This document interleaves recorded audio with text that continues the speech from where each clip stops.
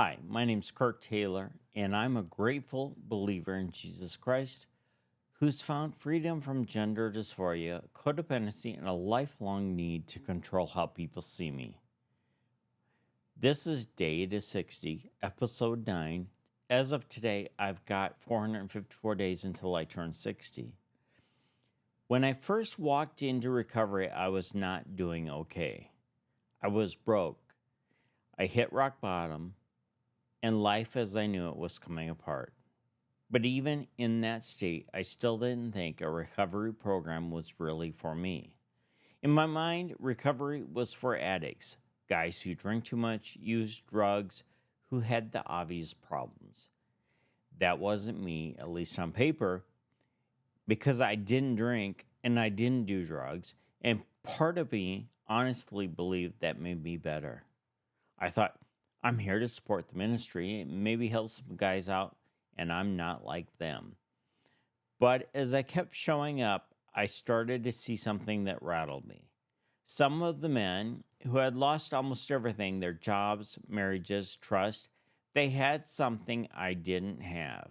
They had peace, they had honesty, and they weren't pretending.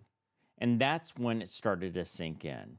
I had spent most of my life managing an image, even while my life was falling apart. And from the time I was 5 years old, I lived with an internal battle I couldn't explain.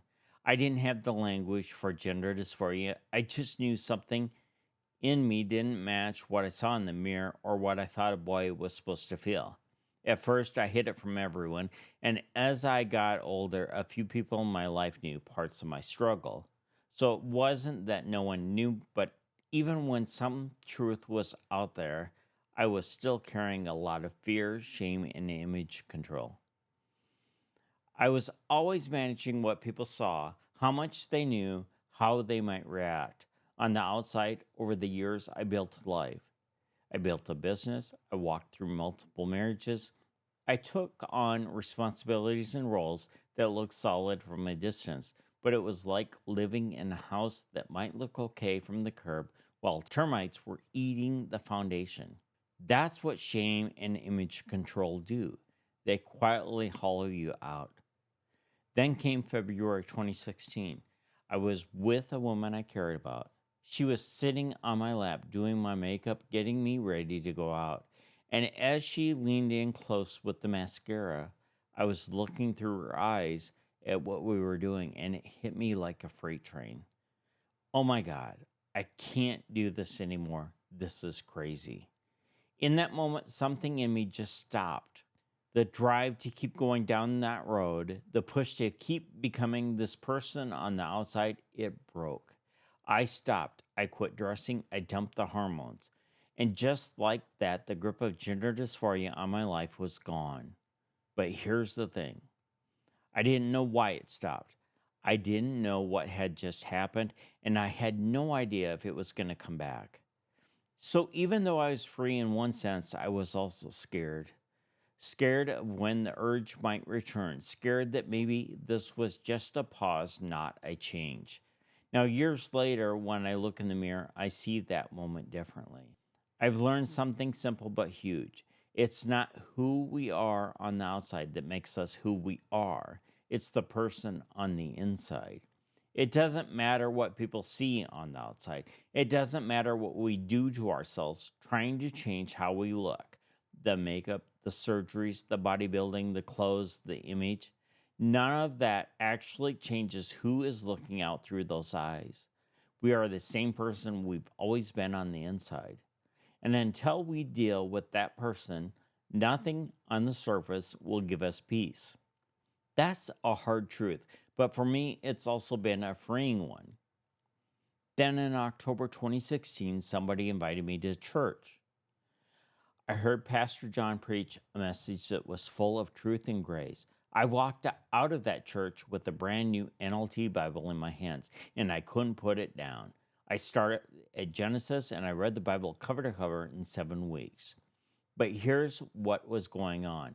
In my heart during that time, I wasn't reading because I felt close to God. I wasn't reading because I thought I was headed to heaven.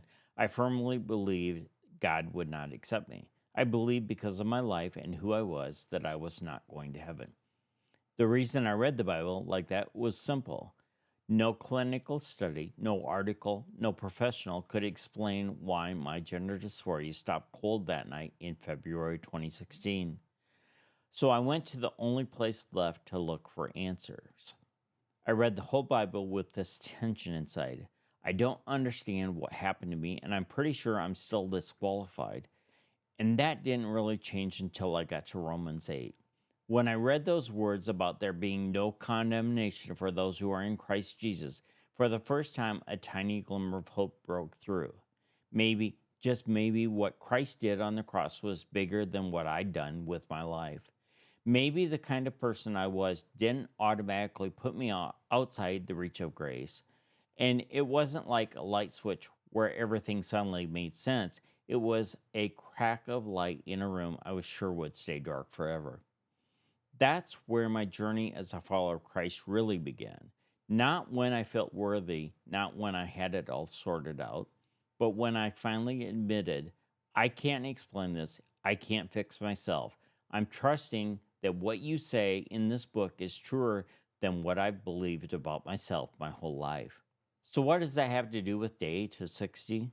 These next 454 days aren't just about hitting a milestone birthday. They're about continuing the journey that started back then, moving from secrecy and image management to honesty, from trying to build a perfect outside to letting God transform the inside that only He and I see. From surviving my story to actually serving it out of it. I used to think freedom meant feeling better. Now I know it means becoming different. And that's what I'm after in this season. Not a new version of the old Kirk, but a man who actually lives aligned with who God says he is. If you're watching this, your story might look nothing like mine. Maybe you've never wrestled with gender. Maybe you've never sat in a recovery circle. But I wonder if you still know this feeling. You built something on the outside, a family, a career, a reputation, and deep down you know it doesn't quite match what's going on the inside. So if that's you, here's my question today. Where in your life are you still hoping that changing the outside will fix what hurts on the inside? And what would it look like to stop managing that alone and start bringing it honestly to God? You don't have to rewrite your past to have a future. You just have to surrender the pen. This is Day to 60, Episode 9, 454 days until I turn 60. My name is Kirk. I'm still becoming one day better.